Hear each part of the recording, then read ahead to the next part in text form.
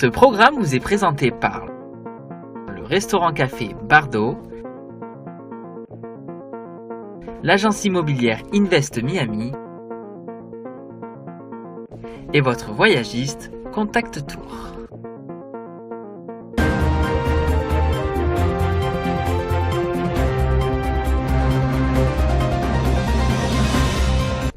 Bienvenue sur Bonjour America, je suis Audrey Mazins. Tout de suite, les nouvelles du jour.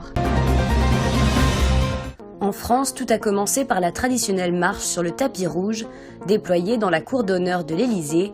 En effet, Emmanuel Macron est arrivé à bord d'une Renault Espace blindée et a rejoint François Hollande qui l'attendait sur le perron pour ensuite s'installer dans le bureau présidentiel, le salon d'or du premier étage, pour une discussion d'une bonne heure.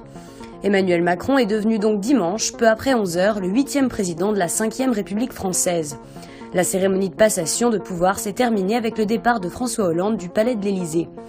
Emmanuel Macron s'est ensuite rendu dans la salle de fête de l'Élysée pour y être officiellement investi.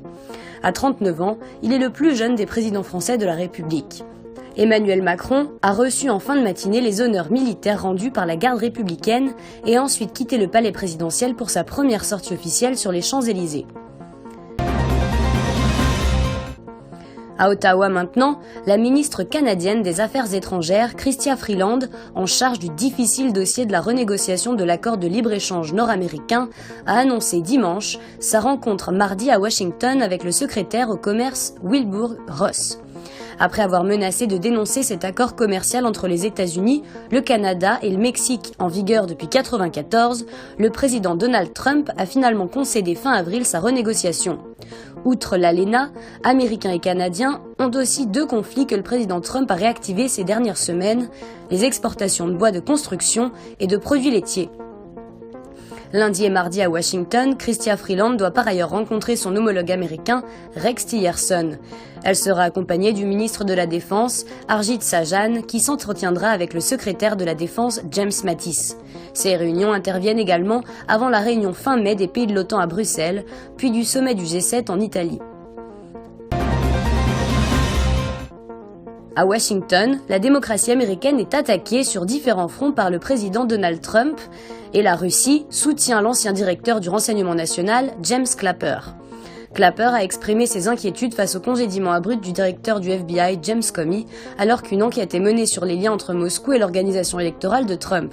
Le sénateur républicain Lindsey Graham, qui siège au comité sénatorial de la justice, souhaite l'embauche d'un membre du FBI afin de calmer la grogne au sein de la population. Pour lui, les deux candidatures les moins désirables sont celles de l'ancien représentant Mike Rogers et de l'actuel sénateur texan John Cornyn. Les circonstances actuelles ne sont pas normales, a-t-il fait valoir. Mike Rogers est l'ancien président du comité de la Chambre des représentants sur le renseignement. Il a reçu un appui de taille, celui de l'association des agents du FBI. Lui-même est un ancien policier de l'agence. Nous terminons en Égypte, où des archéologues ont retrouvé 17 momies dans des catacombes de la province de Minya, une découverte sans précédent pour cette région du centre du pays au cœur d'un site archéologique désertique.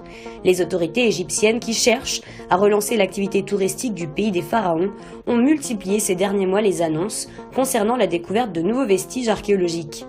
Les archéologues ont également découvert des cercueils d'animaux et 2 papyrus écrits en démotique, une forme d'écriture hiéroglyphique simplifiée utilisée au cours des dernières dynasties pharaoniques en Égypte et jusqu'au début de l'époque romaine. L'Égypte a récemment donné son feu vert à plusieurs projets archéologiques dans l'espoir de faire de nouvelles découvertes au moment où le secteur touristique, pilier de l'économie, peine à véritablement décoller après des attentats meurtriers ces dernières années. Merci de votre fidélité, je vous retrouve très bientôt sur Bonjour America.